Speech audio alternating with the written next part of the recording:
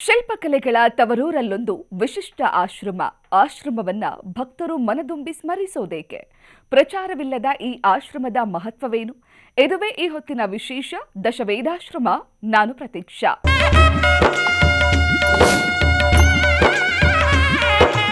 ಹಾಸನ ಜಿಲ್ಲೆಯಾದ್ಯಂತ ಹೊಯ್ಸಳರ ಆಡಳಿತಾವಧಿಯಲ್ಲಿ ಅನೇಕ ದೇವಾಲಯಗಳು ನಿರ್ಮಾಣವಾಗಿದೆ. ಈ ಕಾರಣಕ್ಕಾಗಿಯೇ ಜಿಲ್ಲೆಯ ಶಿಲ್ಪಕಲೆಯ ತವರೂರು ಎನ್ನುವ ಹೆಗ್ಗಳಿಕೆ ಬಂದಿದೆ. ಬೇಲೂರು, ಹಳೇಬೀಡು ಮತ್ತು ಶ್ರವಣಬೆಳಗೊಳ ಸೇರಿದಂತೆ ಅನೇಕ ವಿಶ್ವಪ್ರಸಿದ್ಧ ದೇವಾಲಯಗಳ ತಾಣವಾಗಿದೆ. ಹಲವು ದಶಕಗಳ ಹಿಂದೆ ಹಾಸನ ಜಿಲ್ಲೆಯ ಚನ್ನರಾಯಪಟ್ಟಣ ತಾಲೂಕಿನ ದೂತನೂರು ಗ್ರಾಮದಲ್ಲೂ ಕೂಡ ಆಶ್ರಮ ನಿರ್ಮಾಣವಾಗಿದೆ. ಈ ಆಶ್ರಮ ನಿರ್ಮಾಣದ ಬಗ್ಗೆ, ಗುರುಗಳ ಶ್ರಮ, ಕೊಡುಗೆ ಬಗ್ಗೆ ಕೇಳಿದ್ರೆ ಖಂಡಿತ ಹೆಮ್ಮೆ ಪಡ್ತೀರಿ.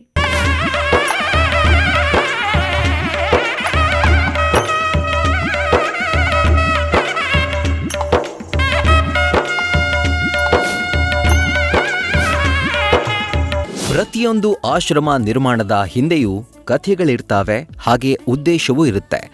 ಲೋಕ ಕಲ್ಯಾಣ ಮಾಡಬೇಕು, ಜನರಿಗೆ ಮಾರ್ಗದರ್ಶನ ನೀಡಬೇಕು, ಸುಸ್ಥಿರ ಸಮಾಜ ನಿರ್ಮಾಣಕ್ಕೆ ಕೊಡುಗೆ ನೀಡಬೇಕು ಅನ್ನೋ ಹಿನ್ನೆಲೆಯಲ್ಲಿ ಆಶ್ರಮಗಳು ಪ್ರಾರಂಭವಾಗುತ್ತವೆ.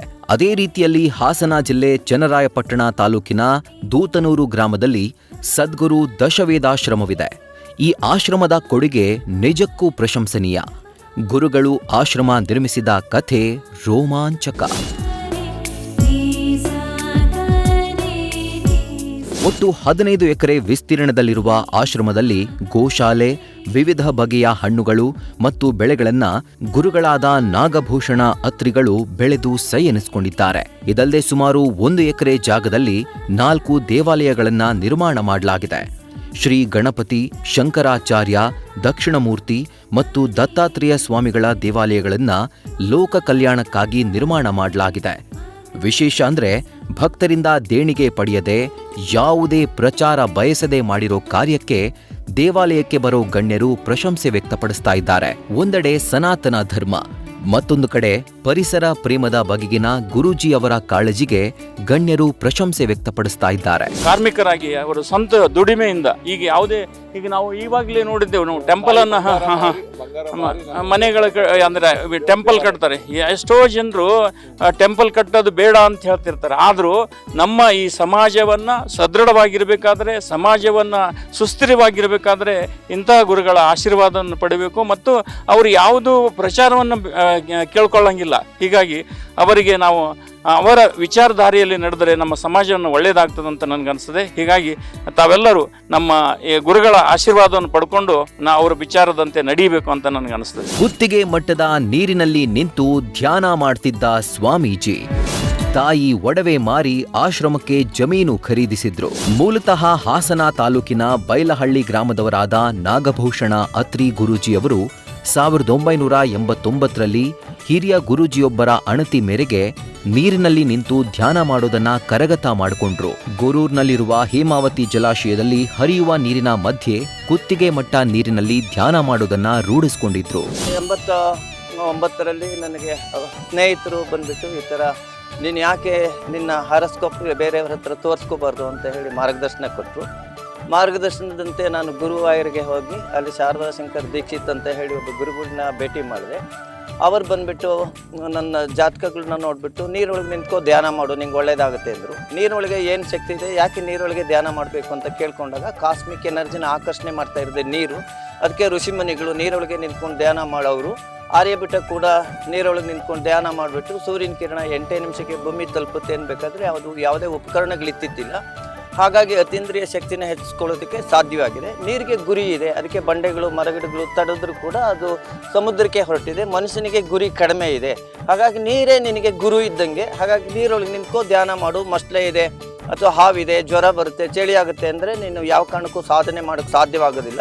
ಒಬ್ಬ ಸೈನಿಕನಾದಂಥವನಿಗೆ ಹಸಿವು ಬಾಯಾರಿಕೆ ನಿದ್ರೆಯನ್ನು ನಿಗ್ರಹಿಸಬೇಕು. ಒಬ್ಬ ಸಾಧಕನಾಗಬೇಕಾದ್ರೂ ಹಸಿವು ಬಾಯಾರಿಕೆ ನಿದ್ರೆಯನ್ನು ನಿಗ್ರಹಿಸಬೇಕು. ಅವಾಗ ಸೈನಿಕನಾಗ್ತಾನೆ, ಸಾಧಕನಾಗ್ತಾನೆ. ನಾಗಭೂಷಣ ಅತ್ರಿಯವರು 2008ರಲ್ಲಿ ತನ್ನ ತಾಯಿಯ ಒಡವೆಗಳನ್ನ ಮಾರಿ ಚನ್ನರಾಯಪಟ್ಟಣ ತಾಲೂಕಿನ ದೂತನೂರು ಗ್ರಾಮದಲ್ಲಿ ಜಮೀನು ಖರೀದಿ ಮಾಡಿದ್ರು. ನಿರ್ಜನ ಪ್ರದೇಶವಾಗಿದ್ದ ಈ ಜಾಗದಲ್ಲೀಗ ಎಲ್ಲಿ ನೋಡಿದ್ರೂ ಬರೀ ಹಸಿರೇ ಕಾಣುತ್ತೆ. ಈ ಜಾಗದಲ್ಲಿ ಅದ್ಭುತವಾದ ಆಧ್ಯಾತ್ಮಿಕ ಲೋಕವನ್ನೇ ಸೃಷ್ಟಿ ಮಾಡಿದ್ದಾರೆ. ದತ್ತಾತ್ರೇಯ ಸ್ವಾಮಿಗಳು ಸೇರಿದಂತೆ 4 ಪ್ರತ್ಯೇಕವಾಗಿ ದೇವಾಲಯಗಳನ್ನ ನಿರ್ಮಾಣ ಮಾಡಲಾಗಿದೆ. ಶ್ರದ್ಧಾ ಭಕ್ತಿಯಿಂದ ಮೂರ್ತಿಗಳನ್ನ ಪ್ರತಿಷ್ಠಾಪಿಸಲಾಗಿದೆ. ಭಕ್ತರ ಪಾಲಿಗೆ ಪುಣ್ಯಕ್ಷೇತ್ರವಾಗಿ ಪರಿವರ್ತನೆಯಾಗಿದೆ. 2001ನೇ ಇಸವಿನಲ್ಲಿ ನನಗೆ ರಾತ್ರಿ 2 ಗಂಟೆನಲ್ಲಿ ಕಬ್ಬನ್ನ ಹಾಕಬೇಕಾದ್ರೆ ಕಬ್ಬನ್ನ ಸ್ವೀಕರಿಸೋ ಥರ ಆಯಿತು. ನಮ್ಮ ತಾಯಿಗೆ ಬಂದು ಹೇಳಿದಾಗ ಕಲಿಯುಗದಲ್ಲಿ ಒಂದು ಪ್ರಾಣಿನ ಹೋಲಿಸ್ಕೊಂಡ್ರೆ ಅದು ಒದೆಯುತ್ತವೆ ಹಾಯುತ್ತವೆ, ಆದರೆ ದೇವ್ರನ್ನ ಹೋಲಿಸ್ಕೊಳ್ಳೋದು ಅಷ್ಟು ಸುಲಭ ಇಲ್ಲ. ನೀ ಏನೋ ಈ ಥರ ಹೇಳ್ತಾ ಇದ್ದೆಲ್ಲ ನನಗೆ ಆಶ್ಚರ್ಯ ಆಗುತ್ತಪ್ಪ ಅಂತ ಹೇಳಿ ನಮ್ಮ ತಾಯಿ ಕೂಡ ಅವರು ಇದು ಮಾಡಿದರು. ಹಾಗಾಗಿ ನಿನಗೆ ಮುಂದಿನ ಜೀವನ ತುಂಬ ಬದಲಾವಣೆ ಆಗುತ್ತೆ ಅಂತ ಹೇಳಿ ನಮ್ಮ ತಾಯಿ ಹೇಳಿದರು. ತದನಂತರ ನಾನು ಈ ಥರ 2001ರಲ್ಲಿ ನನಗೆ ಸಾಕ್ಷಾತ್ಕಾರ ಆಗಿದ ತಕ್ಷಣವೇ 2004ರಲ್ಲಿ ಈ ಜಾಗ ತೊಗೊಂಡೆ 15 ಎಕರೆನ. 15 ಎಕರೆ ತೊಗೊಂಡಾಗ ನಮ್ಮ ತಾಯಿ ಗೋಶಾಲೆ ಮಾಡು ಅಂತ ಹೇಳಿ ಪ್ರೇರಣೆ ಮಾಡಿದರು. ಗೋಶಾಲೆ ಮಾಡ್ಕೊಂಡಿದ್ದೆ. 2007-8ನೇ ಇಸ್ವಿನಲ್ಲಿ ಒಂದು ಚಾರಿಟಬಲ್ ಟ್ರಸ್ಟ್ ಮಾಡಬೇಕು, ಕಾನೂನು ಪ್ರಕಾರವಾಗಿ ಮಾಡಬೇಕು. ಆದಾಗ ನಾವು ಚಾರಿಟಬಲ್ ಟ್ರಸ್ಟ್ ಮಾಡಬೇಕಾಗುತ್ತೆ ಅಂತ ಹೇಳಿ ನಮಗೆ ಆವಾಗ ಕಾನೂನು ಬಗ್ಗೆ ಸ್ವಲ್ಪ ಮಟ್ಟಿಗೆ ಅರಿವಾಯಿತು. ಆಮೇಲೆ ಸರಿ ಇದನ್ನು ನಾನು ಒಂದು ಟ್ರಸ್ಟಿಗೆ ಹೆಸರೇನು ಇಡಬೇಕು ಅನ್ನೋದಕ್ಕೆ ಅದಕ್ಕೆ 5 ಲಕ್ಷ ಕೂಡ ಜಪ ಮಾಡ್ಕೊಂಬಂದಿದ್ದೆ ಒಂಟಿ ಕಾಲಲ್ಲಿ ನಿಂತ್ಕೊಂಡು. ಆವಾಗ ನನಗೆ ಗೊತ್ತಾಗಿದ್ದು ದೇವರಿಗಿಂತ ಗುರು ಮುಖ್ಯ. ಗುರು ಅಂದರೆ ಜ್ಞಾನ, ಗುರು ಅಂದರೆ ಜೀವ, ಗುರು ಅಂದರೆ ಸಂತಾನ, ಗುರು ಅಂದರೆ ಮೋಕ್ಷ, ಗುರು ಅಂದರೆ ಸಂಪತ್ತು. ಹಾಗಾಗಿ ಗುರು ಇಲ್ಲದೆ ಏನೂ ನಡೆಯೋದಿಲ್ಲ. ಹಾಗಾಗಿ ಒಂದು ಕಾಲೇಜಲ್ಲಿ ಪ್ರಿನ್ಸಿಪಾಲ್ಗಿಂತ ಲೆಕ್ಚರರ್ ಮುಖ್ಯ ಅನ್ನೋ ಒಂದು ಉದ್ದೇಶ ನಾ ಇಟ್ಕೊಂಡೆ. ಗುರೂಜಿಗಳು ತಮಗೆ ಬಿದ್ದ ಕನಸನ್ನ ತಾಯಿ ಬಳಿ ಹೇಳ್ಕೊಳ್ತಾರೆ. ಅದನ್ನ ಕೇಳಿದ ತಾಯಿ ಅಚ್ಚರಿ ಪಡ್ತಾರೆ. ಆಮೇಲೆ ತಾಯಿ ಆಭರಣವನ್ನ ಮಾರಿ ಜಾಗ ಖರೀದಿ ಮಾಡ್ತಾರೆ. ಆದರೆ ಗುರು ಮುಖ್ಯ ಅನ್ನೋದನ್ನ ಕಂಡುಕೊಳ್ತಾರೆ. ಈ ಹಿನ್ನೆಲೆಯಲ್ಲಿ ಪ್ರತಿಯೊಬ್ಬರಿಗೂ ಗುರುವಿನ ಮಾರ್ಗದರ್ಶನ ಬೇಕಾಗತ್ತೆ ಅನ್ನೋ ಹಿನ್ನೆಲೆಯಲ್ಲಿ ಆಶ್ರಮ ಸ್ಥಾಪನೆ ಮಾಡ್ತಾರೆ. ಗುರು ಇಲ್ಲದೆ ಏನೂ ನಡೆಯೋದಿಲ್ಲ. ಹಾಗಾಗಿ ಒಂದು ಕಾಲೇಜಲ್ಲಿ ಪ್ರಿನ್ಸಿಪಾಲ್ಗಿಂತ ಲೆಕ್ಚರರ್ ಮುಖ್ಯ ಅನ್ನೋ ಒಂದು ಉದ್ದೇಶ ನಾ ಇಟ್ಕೊಂಡೆ. ಕಾರಣ ಇಲ್ಲಿ ಗಣಪತಿ ಪೂಜೆ ನಾಸ್ತಿಕರಿಗೂ ಬುದ್ಧಿ ಮತ್ತೆ ಮನಸ್ಸು ಬೇಕು, ಆಸ್ತಿಕರಿಗೂ ಬುದ್ಧಿ ಮನಸ್ಸು ತುಂಬ ವಿವೇಕವಾಗಿ ಬೇಕಾಗುತ್ತೆ. ಹಾಗಾಗಿ ಬುದ್ಧಿ ಅಂದರೆ ಗಣೇಶ, ಮನಸ್ಸು ಅಂದರೆ ಇಲಿ. ಚಂಚಲವಾದಂಥ ಪ್ರಾಣಿ ಇಲಿ ಮೇಲೆ ಆ ಗಣೇಶ ಸವಾರಿ ಮಾಡ್ತಾ ಇದ್ದಾನೆ, ವಾಹನವಾಗಿ ತಗೊಂಡಿದ್ದಾನೆ ಅಂದರೆ ಅಲ್ಲಿಗೆ ಬುದ್ಧಿ ಮನಸ್ಸನ್ನು ಸವಾರಿ ಮಾಡಬೇಕೇ ವಿನ ಮನಸ್ಸು ಬುದ್ಧಿ ಸವಾರಿ ಮಾಡಬಾರ್ದು. ಜಿಲ್ಲಾಧಿಕಾರಿ ಹೇಳ್ದಂಗೆ ತಹಸೀಲ್ದಾರ್ ಕೇಳಬೇಕೇ ವಿನ ತಹಸೀಲ್ದಾರ್ ಹೇಳ್ದಂಗೆ ಜಿಲ್ಲಾಧಿಕಾರಿ ಕೇಳುವಂಗಿಲ್ಲ. ಹಾಗಾಗಿ ಇಲ್ಲಿ ಒಂದು ಕಾಲೇಜಲ್ಲಿ ಪ್ರಿನ್ಸಿಪಾಲ್ಗಿಂತ ಗುರು ಮುಖ್ಯ ಅನ್ನೋ ಶಿಕ್ಷಕರು ಮುಖ್ಯ ಅನ್ನೋ ಉದ್ದೇಶದಿಂದ ವಿದ್ಯಾರ್ಥಿಗಳ ಜೀವನ ಮುಂದಿನ ದಿನಗಳಲ್ಲಿ ಹದಗೆಟ್ಟು ಹೋಗೋ ಸಾಧ್ಯತೆ ಹೆಚ್ಚಿದ್ದರಿಂದ ಹಾಗಾಗಿ ಗುರು ಮತ್ತು ಜ್ಞಾನ ಎಲ್ಲ ವಿದ್ಯಾರ್ಥಿಗಳಿಗೂ ಬೇಕೇ ಬೇಕು. ಅಲ್ಲಿಗೆ ಮೋಕ್ಷ ಸಾಧನೆಗೋಸ್ಕರ ಗಣೇಶ ಅಥವಾ ಗುರು ಬೇಕಾಗುತ್ತೆ ಅಂತ ಹೇಳಿ ಈ ಒಂದು ಉದ್ದೇಶ ಇಟ್ಕೊಂಡು ನಾನು ಅದನ್ನು ಮಾಡೋಕ್ಕೆ ಪ್ರಾರಂಭ ಮಾಡಿದೆ. ದಶಕಗಳ ಹಿಂದೆ ಈ ಸ್ಥಳಕ್ಕೆ ಭೇಟಿ ನೀಡಿದ್ದ ಈಗಿನ ಎಡಿಜಿಪಿ ಶರತ್ ಚಂದ್ರ ಅವರು ಹೇಳೋದೇ ಬೇರೆ. ನಾನು ಹಾಸನದ ಎಸ್ಪಿ ಆಗಿದ್ದಾಗ ಇಲ್ಲಿಗೆ ಬರ್ತಾ ಇದ್ದೆ. ಆಗ ನೋಡಿದಾಗ ಬರೀ ಕಲ್ಲು ಮಣ್ಣು ಇತ್ತು. ಗುರೂಜಿಯವರು ನಾನು ಇಲ್ಲಿ ಆಶ್ರಮ ನಿರ್ಮಾಣ ಮಾಡ್ತೇನೆ ಅಂದ್ರು. ನನಗಂತೂ ನಿಜವಾಗ್ಲೂ ಆಶ್ಚರ್ಯವಾಗಿತ್ತು. ಆದರೆ ಛಲ ಬಿಡದ ಗುರೂಜಿಯವರು ಕೃಷಿ ಕಾರ್ಮಿಕರ ರೀತಿ ದುಡಿಮೆ ಮಾಡಿ ಅಂದ್ಕೊಂಡಿದ್ದನ್ನ ಸಾಬೀತು ಮಾಡಿದ್ರು. ನಂತರ ಇಲ್ಲಿ ದೇವಾಲಯ ನಿರ್ಮಾಣ ಮಾಡ್ತೇನೆ ಅಂದ್ರು. ದೇವಾಲಯಗಳು ಸಹ ನಿರ್ಮಾಣವಾಗಿದೆ. ಮೊದಲಿಗೆ ಗಣಪತಿ ದೇವಾಲಯ, ನಂತರ ದತ್ತಾತ್ರೇಯ ದೇವಾಲಯ, ಶಂಕರಾಚಾರ್ಯ ದೇವಾಲಯ, ಇದೀಗ ದಕ್ಷಿಣಾಮೂರ್ತಿ ದೇವಾಲಯವನ್ನ ಸ್ವಂತ ಖರ್ಚಿನಲ್ಲೇ ಗುರೂಜಿಯವರು ನಿರ್ಮಾಣ ಮಾಡಿದ್ದಾರೆ. ಧ್ಯಾನ, ಜಪ, ತಪ ಮತ್ತು ಶಿಸ್ತಿನ ಜೀವನದ ಪ್ರತಿಫಲ ಇದು ಅನ್ನೋದು ಎಡಿಜಿಪಿ ಶರತ್ ಚಂದ್ರ ಅವರ ಮಾತು. 2 ವರ್ಷ ಆದಮೇಲೆ ಹೇಳಿದ್ರು ನಾನು ದೇವಸ್ಥಾನ ಕಟ್ಟಿಸ್ಬೇಕು. ನಾನು ಹೇಳಿದೆ, ಗುರುಗಳೇ ಇಲ್ಲೇ ಹೆಂಗೆ ದೇವಸ್ಥಾನ ಕಟ್ಟಿಸ್ತೀರಿ, ಇಲ್ಲಿ ಯಾರು ಬರ್ತಾರೆ?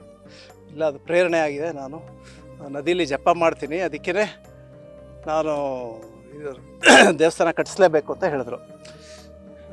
ಸರಿ ಆಯಿತು, ಕಟ್ಟಿಸಿ ಅಂತ ಅಂದಮೇಲೆ ಮೊದಲಿಗೆ ಗುರುಗಳು ಈ ಗಣಪತಿ ದೇವಸ್ಥಾನ ಕಟ್ಟಿಸಿದ್ರು. ನಂತರ ದತ್ತಾತ್ರೇಯ ದೇವಸ್ಥಾನ ಕಟ್ಟಿಸಿದ್ರು, ಶಂಕರಾಚಾರ್ಯರದು, ಇವತ್ತು ದಕ್ಷಿಣಾಮೂರ್ತಿಗಳದು. ಸೊ ಒಬ್ಬ ಸಾಮಾನ್ಯ ಮನುಷ್ಯರಾಗಿದ್ದರು ಗುರುಗಳು. ತಮ್ಮ ಮಂತ್ರ ಸಿದ್ಧಿ, ಜಪ, ತಪ ಮತ್ತು ಹೈಲಿ ಡಿಸಿಪ್ಲಿನ್ಡ್ ಪರ್ಸನ್. ಜ್ಞಾನ, ಧ್ಯಾನ ಮತ್ತು ಅವ್ರದ್ದು ಸಿಕ್ಕಾಪಟ್ಟೆ ಶಿಸ್ತಿನ ಜೀವನ. ಯಾವುದೇ ಪ್ರಚಾರ ಇಲ್ಲದೆ ಸ್ವಂತ ಪರಿಶ್ರಮದಲ್ಲಿ ತಾವು ಒಂದು ನಥಿಂಗ್ ಬಟ್ ಒಂಥರ ಕಾರ್ಮಿಕರಾಗಿ ದುಡ್ದು ಇಷ್ಟೆಲ್ಲ ಮಾಡಿದ್ದಾರೆ ಅಂತ. ಕಾರ್ಮಿಕರಾಗಿ ದುಡ್ದು ಮಾಡಿದ್ದಾರೆ ಮತ್ತು ಅವರು ಅಸ್ಟ್ರಾಲಜಿಲೂ ಸಹ ಭಾಳ ಪರಿಣಿತರಾಗಿದ್ದಾರೆ. ಅವರು ಸಾಕಷ್ಟು ಬೇರೆಯವ್ರ ಥರ ಇವರು ಏನು ಓದಿಲ್ಲ, ಜಾಸ್ತಿ ಓದಿಲ್ಲದೆ ಇದ್ರು ಸಹ ಇವರಿಗೆ ಜ್ಞಾನ ಅನ್ನೋದು ಸ್ವಂತ ಅವರ ಆತ್ಮದಿಂದಲೇ ಬಂದಿದೆ ಅಂತ ಹೇಳಬೇಕು. ಸಾಕಷ್ಟು ವಿದ್ಯೆಗಳು ಕಲ್ತಿದ್ದಾರೆ, ಜ್ಞಾನದಿಂದ ಅವರು ಸಿದ್ಧಿಗಳನ್ನ ಪಡ್ಕೊಂಡಿದ್ದಾರೆ. ಮತ್ತು ನದಿನಲ್ಲಿ ಜಪ ಮಾಡಿ ಸಾಕಷ್ಟು ಅವ್ರಿಗೆ ಅನೇಕ ರೀತಿಯ ಜ್ಞಾನೋದಯ ಆಗಿದೆ. ಅನೇಕ ಗಣ್ಯರು ಸಹ ಯಾವುದೇ ಪ್ರಚಾರವಿಲ್ಲದೆ ದೇವಾಲಯಕ್ಕೆ ಭೇಟಿ ನೀಡಿದ್ದಾರೆ. ಕರ್ನಾಟಕ ಮುಕ್ತ ವಿಶ್ವವಿದ್ಯಾಲಯದ ಕುಲಪತಿಯವರು ಹೇಳೋದೇ ಬೇರೆ. ನಾನು ಹಲವು ವರ್ಷಗಳ ಹಿಂದೆ ಗುರುಗಳ ಸಂಪರ್ಕಕ್ಕೆ ಬಂದೆ. ನನ್ನ ಮಗ ಡಾಕ್ಟರ್ ಆಗಬೇಕು ಅನ್ನೋ ಬಯಕೆ ನನಗೆ ಇತ್ತು. ಆದರೆ ಅವನು ಹೊರದೇಶಕ್ಕೆ ಹೋಗಬೇಕು ಅಂತಿದ್ದ. ಗುರುಗಳ ಸಾನ್ನಿಧ್ಯಕ್ಕೆ ಬಂದ್ಮೇಲೆ, ಗುರುಗಳ ಸೂಚನೆ ಮೇರೆಗೆ ನದಿಯಲ್ಲಿ ಸ್ನಾನ ಮಾಡಿದ ಮೇಲೆ ನನ್ನ ಮಗನ ವಿಚಾರಗಳು ಬದಲಾಗಿ ಇದೀಗ MBBS ಪಾಸ್ ಆಗಿದ್ದಾನೆ, MD ಕೂಡ ಮಾಡ್ತಾ ಇದ್ದಾನೆ. ನನಗೆ ಗುರೂಜಿಯವರ ಮಾರ್ಗದರ್ಶನದಲ್ಲಿ ಜೀವನದಲ್ಲಿ ಸಾಕಷ್ಟು ವೈಯಕ್ತಿಕವಾಗಿ ಲಾಭಗಳಾಗಿವೆ. ಸಮಾಜವು ಸದೃಢವಾಗಿ ಮತ್ತು ರಾಮರಾಜ್ಯವಾಗಬೇಕು ಅನ್ನೋ ಬಯಕೆ ಗುರೂಜಿಯವರಲ್ಲಿದೆ ಅಂತಾರೆ. ಮೊದಲು ದಾವಣಗೆರೆ ವಿಶ್ವವಿದ್ಯಾಲಯದಲ್ಲಿ ವೈಸ್ ಚಾನ್ಸಲರ್ ಆಗಿದ್ದಾಗ ಗುರುಗಳ ಸಂಪರ್ಕಕ್ಕೆ ಬಂದೆ. ಗುರುಗಳ ಸಂಪರ್ಕಕ್ಕೆ ಬಂದಾಗ ನನಗೆ ಚಿಂತೆ ಇತ್ತು, ನನ್ನ ಮಗನ ಎಜುಕೇಷನನ್ನು ಡಾಕ್ಟರ್ ಆಗಬೇಕಾತ ಅಂಥೇಳಿ. ನಮ್ಮ ಮಿಸ್ಸಸ್ಸು ಮೆಡಿಕಲ್ ಕಾಲೇಜ್ನಲ್ಲಿ ವರ್ಕ್ ಮಾಡ್ತಾರೆ. ಹೀಗಾಗಿ ಅವನು ಡಾಕ್ಟರ್ ಆಗಬೇಕಂತ ಅವನು ವಿಚಾರ ಏನಿತ್ತು, ಬರೀ ಇಂಜಿನಿಯರಿಂಗ್ ಮಾಡಿ ಬೇರೆ ದೇಶಕ್ಕೆ ಒಬ್ಬನೇ ಮಗ ಆಗಿದ್ದರಿಂದ ನಮ್ಮ ಮಿಸ್ಸಸ್ ಅವ್ರು ಏನು ಹೇಳಿದ್ರು, ಡಾಕ್ಟರ್ ಆಗಿ ನಮ್ಮ ಜೊತೆನೇ ಇರಬೇಕು ಅಂತ. ಆವಾಗ ಗುರುಗಳ ಹತ್ರ ಕರ್ಕೊಂಡು ಬಂದಾಗ ನದಿ ಸ್ನಾನ ಮಾಡಿದ ಮೇಲೆ ಅವನ ಏನು ವಿಚಾರಗಳೇ ಚೇಂಜ್ ಆಗಿ ಅವನು MBBS ಪಾಸಾಗಿ ಮತ್ತು ಈಗ MD ಮಾಡ್ತಾ ಇದ್ದಾನೆ. ಇದು ಅಂದ್ರೆ ವಾಸ್ತವ ಸತ್ಯ. ಅಂದರೆ ಇವರು ದೇವಮಾನವರು ಅಂತ ನಾವು ನಂಬ್ಕೊಂಡು ಬಂದೀನಿ. ಭಾಳ ದಿವಸದಿಂದ ನಾನು ಅವರಿಗೆ ಗುರುಗಳಕ್ಕಿಂತ ಹೆಚ್ಚು ಸ್ಥಾನವನ್ನು ಕೊಟ್ಟು ಮತ್ತು ನನಗೆ ಅವರ ಮಾರ್ಗದರ್ಶನದಿಂದ ಅನೇಕ ಲಾಭಗಳಾಗಿವೆ. ಹೀಗಾಗಿ ಇಲ್ಲಿ ಬಂದರೆ ನಮಗೆ ಈ ಸಿದ್ಧಿಪುರುಷರ ದರ್ಶನ ಆದರೆ ನಮ್ಮ ನೆಗೆಟಿವ್ ಎನರ್ಜಿ ಎಲ್ಲ ಹೋಗಿ ಪಾಸಿಟಿವ್ ಎನರ್ಜಿಯನ್ನು ಬರ್ತದೆ.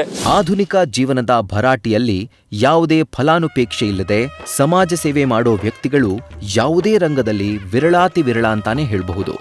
ಪರಿಸರ ಮತ್ತು ಆಧ್ಯಾತ್ಮಿಕ ಜೀವನದಲ್ಲಿ ಇನ್ನೂ ಹೆಚ್ಚಿನ ಯಶಸ್ಸು ಸಿಗುವಂತಾಗಲಿ, ಅದಕ್ಕೆ ಆ ಭಗವಂತ ಶಕ್ತಿ ತುಂಬಲಿ ಅನ್ನೋದು ಸ್ಥಳೀಯರ ಆಶಯ.